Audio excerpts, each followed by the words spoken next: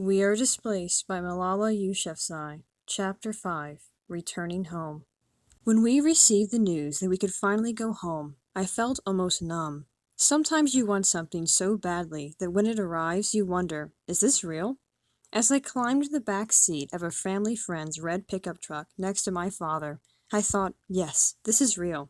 I was going home, back to my own bed and books, to my friends and neighbors, to school. But the drive home tempered my enthusiasm and sparked my anxiety. Along the route, we passed several houses pockmarked with bullet holes and others reduced to rubble. Signs of fresh warfare were everywhere. But it was otherwise serene. What were we returning to? Would it look like these villages we drove through? How long would it take to fix it all? The sun was shining, the sky a brilliant blue that outlined the clouds. Familiar waterfalls tumbled down rugged ravines, sparkling reminders of what Swat once was. My father gasped as we neared Bangora and saw the Swat River ahead. I looked at his face, wet with tears, and understood why he was so overcome with emotion. I felt a tug at my heart. It was similar to the one I had felt when I reunited with my father in Peshawar. I think it was hope.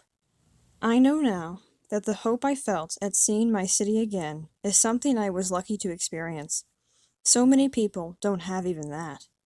But that hope dimmed quickly, because the city I left was not the city I returned to. It had been almost 3 months since we left in a torrent of frantic people fleeing for their lives. And yet, on our return, the streets were empty. No buses or cars or rickshaws, no people. It was so quiet that all you could hear was the rumble of the truck's engine above my father straining to contain his tears. We rode in silence as we saw how our city had been transformed.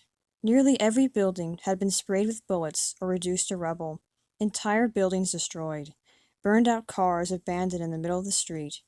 But I also noticed that the masked men who carried the machine guns that wreaked such havoc were nowhere to be seen.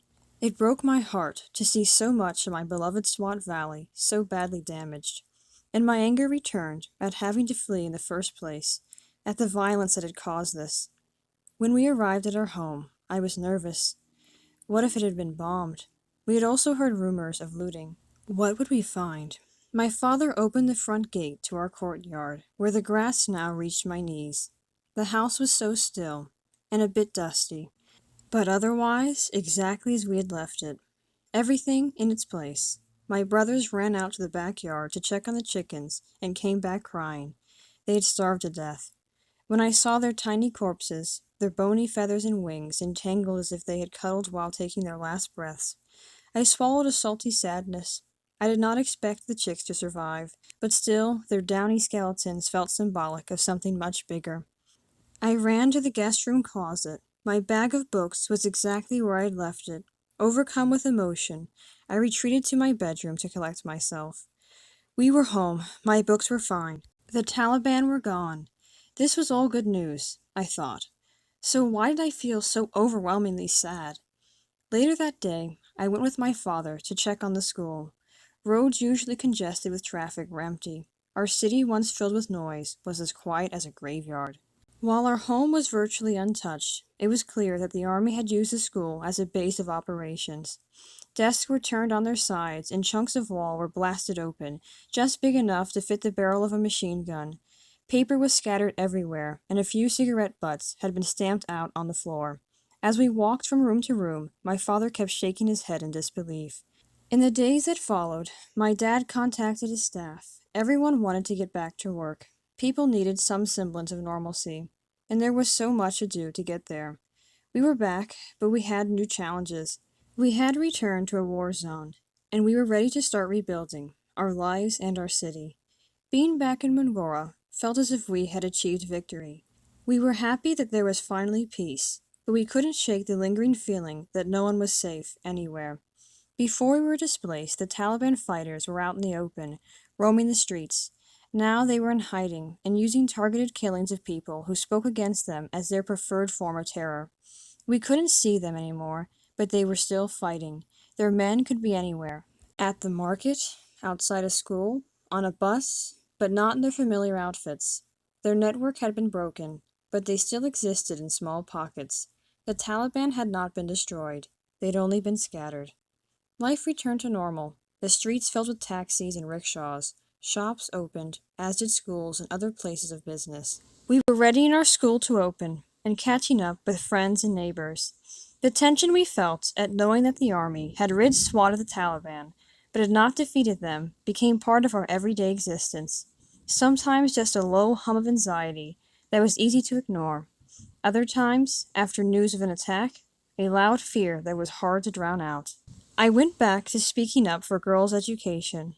I had built a platform from all the media exposure I got while speaking out against the education ban and writing my blog, and I wanted to continue to use it for good. I had already started to see positive change. 400 schools had been destroyed, 70% of them girls' schools, but many had been rebuilt. Things were getting better. Even targeted killings had decreased, and we started to feel something like safety again.